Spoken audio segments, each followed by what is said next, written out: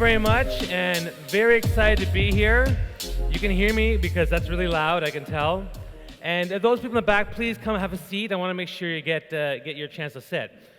So, my first time in Poland, I'm super excited to be here. And again, Pete's doing a great job of connecting with the audience. He's showing you how to get you guys engaged, which is great.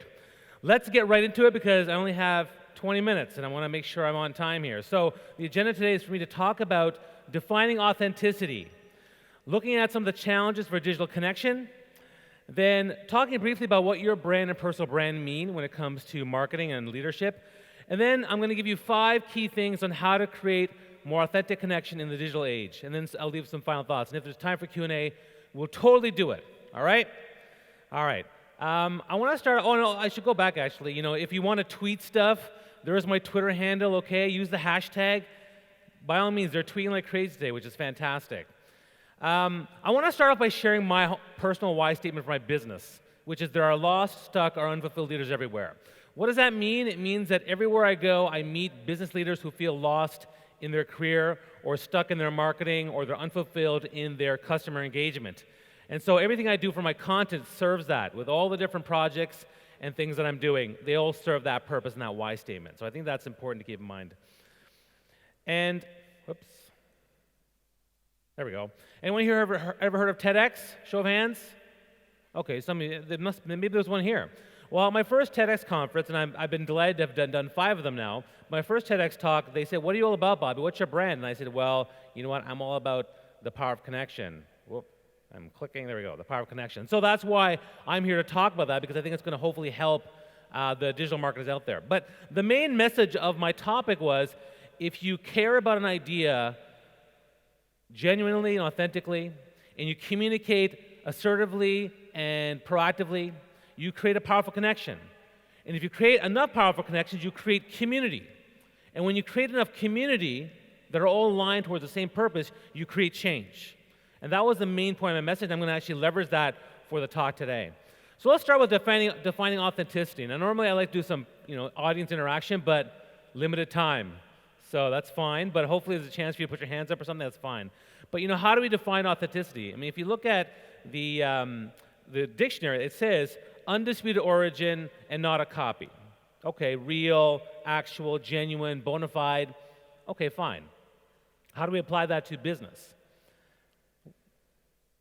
And for all the people who are data nerds, like myself, I love data, right? The number one quality that people demand of big brands is being honest about the products or services. If you have a product that's not working properly or is maybe not as good as the other ones, they actually want you to be honest about that. Now, how many of us in marketing are willing to actually say, yeah, you know what, my product sucks? Who's going to say that? But there are ways to say it in an authentic way that actually resonates with your audience and your customers. 91% of customers want brands to follow to be authentic in their social media posts. So they don't want you to be all, salesy. They don't want you to be all, brand, benefit, brand, bias. They don't like that. They want you to be honest about it. That's why when we see commercials and media that does a really good job of just being authentic, it resonates. It goes viral. And then for millennials, brand authenticity is second only to loyalty discounts when choosing companies to support. So millennials are a huge target now, and it's something we need to consider. Now, so Cohen & Wolf did the top 10 authentic brands. This is a chance for some audience interaction. What do you think are the top 10 brands in the world? Just yell out some ones you can think of. Apple. Well, I didn't hear. What's that? Okay, other ones? What's that? Okay, you have to be loud because I can't hear you. I heard Apple. Google. Is Google one? I don't know. Well, let's just see. Okay, there we go. So the first one was Amazon. Apple, number 2. So these are the ones that have created a strong, authentic brand for themselves in the global marketplace. Sorry, this clicker's there. Okay. And the whole point of authenticity is you're trying to build trust.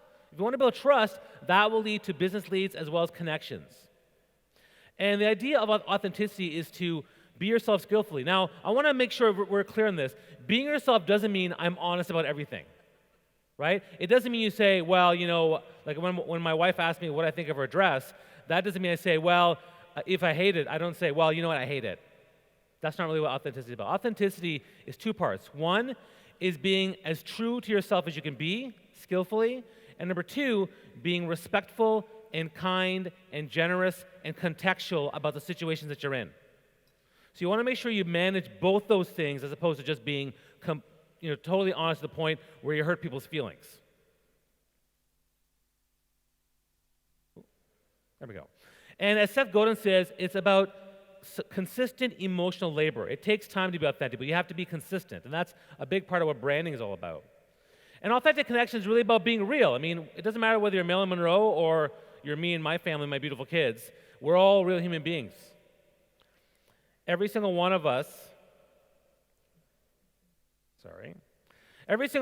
has a desire for honesty. Every single one of us has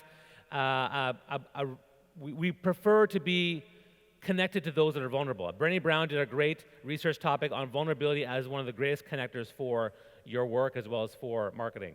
And every single person authentically has stories and values and needs that we can resonate with. So the truth is, people, customers, and businesses, all these current potential audience and clients, they prefer to engage those that they trust. And so authenticity in the digital age is about building that kind of trust. So you want to build relationships that are real. You want to show who you really are. You want to help those who really need it. And ultimately, you want to ask for what you really need. And that would be my definition of what authentic connection, particularly in the digital age, is all about.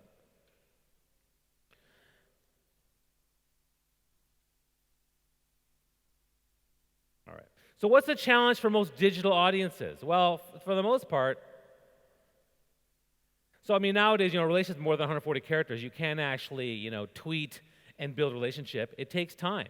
So the whole idea of having the tweet, this is a great tweet about you're trying to have a relationship with me, but you need to find a way to break through beyond just the 140 characters. On top of that, digital communication offers little to no sensory connection. Yes, we can see and hear things, but can we feel them the way we do when we taste something or when we smell something, and we make it part of our overall living experience? How do we then take that digital communication and then create a little bit more sensory connection? And the truth is, the more digital we get, the more human we must be, because there's often a disconnect with the digital experience. Whether you're posting on Facebook, Twitter, LinkedIn, whether you're sending even text messages, you have to find a way to make it more human and create that more human experience.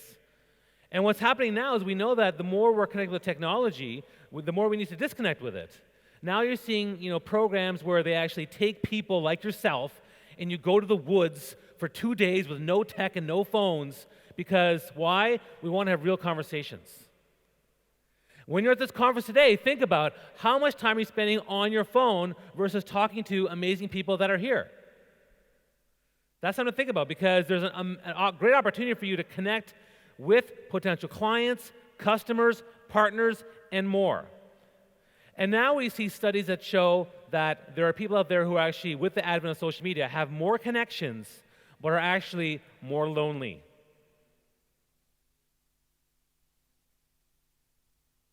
Now, I want to briefly talk about branding because it's something I'm very passionate about, discover your personal brand, but defining a brand will relate to what we're going to talk about later. So one of my great definitions of a brand that I love is the whole idea that your brand is a living entity. It's an accumulation of 1,000 small gestures. Every single thing you do as an individual and as a company tells me what your brand is. And my personal definition of a brand, sorry, I'm trying to do the clicker here. Oh, there we go. A brand is a promise to deliver an unmet need, a collection of your experiences and your feelings and emotions with any logo, symbol, or company. And it's really what you remember. So if you think about Amazon, for example, so a little story I have is when I first joined Amazon Prime, anyone here in Amazon Prime? It's amazing how fast it is, right? So I remember I ordered a bunch of stuff, and I was expecting 2 days. It showed up that afternoon, and I freaked out. I was like, wow, this is crazy. Like half a day, and you're already here? That's amazing. Now, of course, I don't know how the technology works. I don't know that they had a warehouse probably 5 blocks down the street from my apartment, but I was blown away. The customer experience, the brand, the promise delivered to me was phenomenal. So as marketers, you have to deliver a brand and a promise that is phenomenal to people, that blows their minds if you can. So remember that a brand is a promise, whether a brand is a company or a brand is an individual.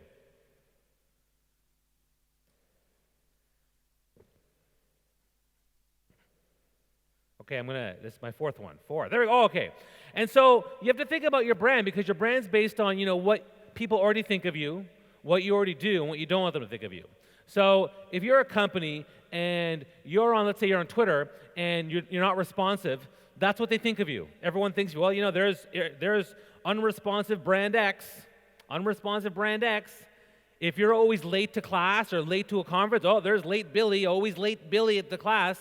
Now, if you want to change your brand, statistically, it's difficult, but you can do it. You have to be on time, or as a brand, you have to be responsive on Twitter or Facebook 7 to 13 times in a row before they start to say, oh, brand X is not that late. They're actually very responsive.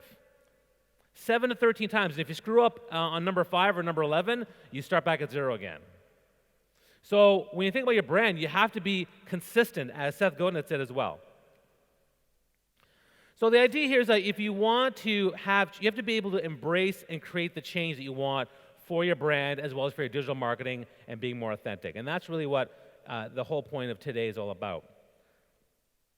So how do we create more authentic connection in the digital age? Well, I'm going to give you 5 things that I think are the most important to me and what I've seen. And some of them are probably things you've heard before, and other ones I want you to really think, and other ones I'm repeating, I'm going to say because they're worth repeating, because it's so important.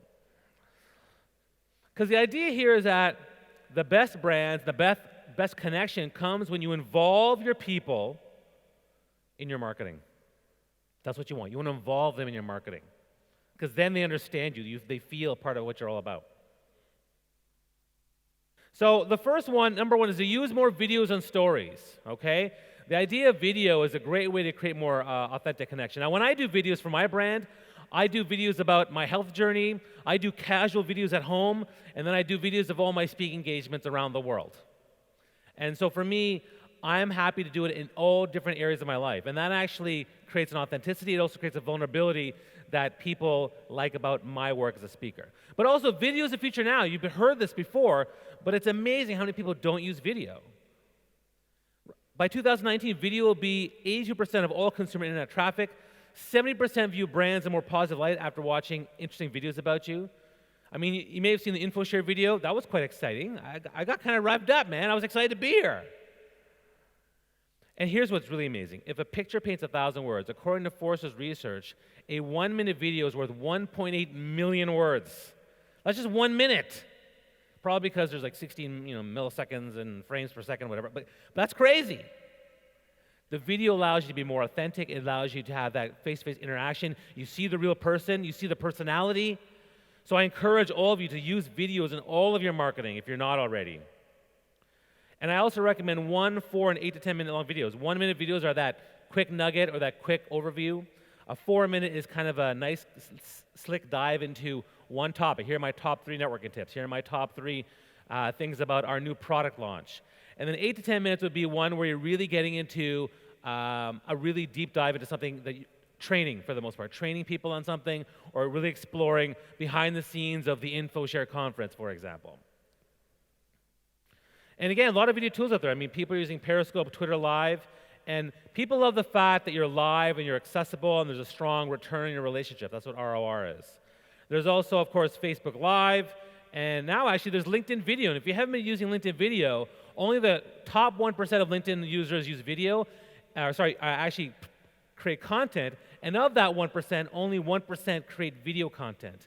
I'm actually on LinkedIn doing video content almost every day. I encourage you to do it now. It is a game changer. LinkedIn in the last year has completely changed, and they added their engagement level protocols to a much higher level. I'll give you a quick rundown of, on Facebook Live, I'll get maybe 1,000, 2,000 views on a Facebook Live video. On Twitter Periscope, I'll get 500 views. On LinkedIn, I've been able to generate views of 5, 10, 20, and 90,000 views. Way better than YouTube, because when you go to YouTube, you have to push it out. But on LinkedIn, it automatically pushes out and notifies people. So this is the time to get involved in LinkedIn Video. If you want to know more about that, talk to me afterwards, but I'm a huge proponent of it right now. Number 2 for authentic connection is the value of your response. Are you responsive digitally? You send an email, they write you back, do you respond back? They tweet you, do you respond back? There are 5 key things you need to do when it comes to being responsive. Whoops, there you go. So number 1 is timely. Do you respond right away? I can tell you right now that when I tweeted that, hey, I'm about to go on stage, I'm so excited, Infoshare tweeted me within 30 seconds. That's awesome, right? Love that. It makes you feel special. It increases the value of that response. Number 2, is your email or your text or your message thoughtful? Is it considerate? Do you take the time to think about it? Is it in depth? The more in depth you actually respond via email as opposed to, sorry, we're not available, or no. Even saying, no, sorry about that is a lot better than no. And then, is it actually helpful? Is your tweet or your message to your audience, your customers, helpful to people? I mean, that's an aspect of customer service. You want to be helpful. And then number 5, is there real authentic action on your part? Or is it just dismissive? Or is it excuses? Or is it just, you know what, sorry for that, but we can't do anything about it? Now, at least you're saying sorry, which is good. That's vulnerable. But it'd be nice if you can help them. Because again, if you want to increase customer experience, helping people is going to be the best thing you can do. So how you respond is part of your authentic connection. And there's an example here with Buffer, who's, they're very good at responding. They actually sign up with their name, making it more personable. These are things that they're doing to actually be a little bit more engaging. Another great example, here's a Canadian one, because I'm from Canada, right? So I want to give a Canadian example. There's this guy who wrote to Samsung and said, hey, I was wondering if I can get a free Galaxy S3, and he drew a little picture for them. And it was really cute and all, and then Samsung, what they did was they actually sent him a phone with a cover of the photo on the phone. Now, that's super expensive for some brands, but holy cow, did that take off. No, and the only reason they did that is because the guy, Shane, he actually posted on Reddit, and it's viral. And that virality said to Samsung, you know what, let's send him a phone. And it was a huge, huge customer service success. Ooh, there we go. And then there we go. Hold on. Okay. The other one, of course, is to build and evolve your community. So creating a community around your brand, around your company is going to be huge. Community is really powerful because it's crowdsourcing. It's people who have an aligned purpose to what you're trying to do. They can be your brand ambassadors for anything you're trying to promote or share. They can test your products. And you want to build that community so they can actually be there to help you and your brands. And when I say evolve, communities evolve. And the reason I put the LinkedIn profile there is that, Goldie Chan is a good example. She's creating a community on LinkedIn for her daily videos. And she calls it Daily Goldie. And you can see all her videos by plugging in the hashtag. You can follow everything that she's talking about when it comes to video marketing and content. I do my own, which is called Power of Connection. But again, she's creating a community around her. And you have to evolve because, whether you're on Facebook groups or you have a website or you have a community forum on Reddit or, a LinkedIn group that doesn't work, you have to find a way to evolve to where your audience is and where they want to engage you. And you have to know where that is. Number 4 is all about empathy. Now, a lot of people, this is like a really big thing now, like in terms of connecting with people and understanding people. It is now, according to a recent study, it's actually it's a number 1 sought-after leadership skill. Do you feel what I'm feeling? And you should always ask yourself 3 questions when you're trying to be empathetic as a digital marketer. Do I know how they're feeling? Right? As opposed to saying, yeah, what you're saying makes no sense. You can't just dismiss it. Can I understand why they feel that way? If you can understand that, then you can sympathize with what they're feeling. And the most important one, number 3, how can I support their feelings? That, my friends, is the ultimate in customer service and customer experience. Can I support how they feel? If you can do that as a digital marketer, you will gain loyalty, you will gain virality, you will gain a ton of connections as well as impact. And then the 5th one, and again, I think a lot of you already know about this one. I mean, people have been doing this, but not everyone has well, but user-generated content. Obviously, it's great because your users are talking about you and your products on their own terms. And UGC is scalable. You can showcase products. You can celebrate your fans, right? And then for the data nerds out there, like myself, right? 64% of users seek out UGC before making a purchase. 93% find UGC more helpful in making a purchasing decision. And then, of course, the ads are 4 times higher click-through rates and a 50% drop in the cost per click average. So again, user-generated content is definitely something you should be doing, and if you're doing it now, try to find ways to make it even better. There's a case study that Disney did this thing called the Share Your Ears campaign, and they originally pledged $1 million, and it went so well that they actually doubled the amount of pledged donations for the cause, which was amazing. It was the Children's Wish Foundation. So UGC not only builds a loyal fan base, but it helps your fan community feel like they're an integral part of your brand. They're part of what you're trying to do, which is great. So, in terms of creating more authentic digital connection, more video and stories, working on your response, building and evolving your communities, working on some more empathy, and then user-generated content. And those, for me, are the 5 biggest ones that'll help you the most for your digital marketing needs. Now, what about B2B? I mean, that's something that people talk about. Well, the truth is, we need B2B to be more human anyways. And the reason is because, B2B brands are often criticized for their lack of humanity, but 87% of the marketers representing them say they struggle with creating content that is human, helpful, and handy. And what you do is, again, if your company's B2B, the buyer is still human, so address the people that are your buyers in a human way. How do you do that? Well, there's an example here, actually, with the Click Baby Click campaign that was done by Adobe, and they did this great little ad. You can check it out. That was very authentic in terms of how their product worked. But the same rules apply to what I talked about before. In particular, video stories are the best ways to drive empathy and to drive connection and drive that engagement and response. So some final thoughts before I go.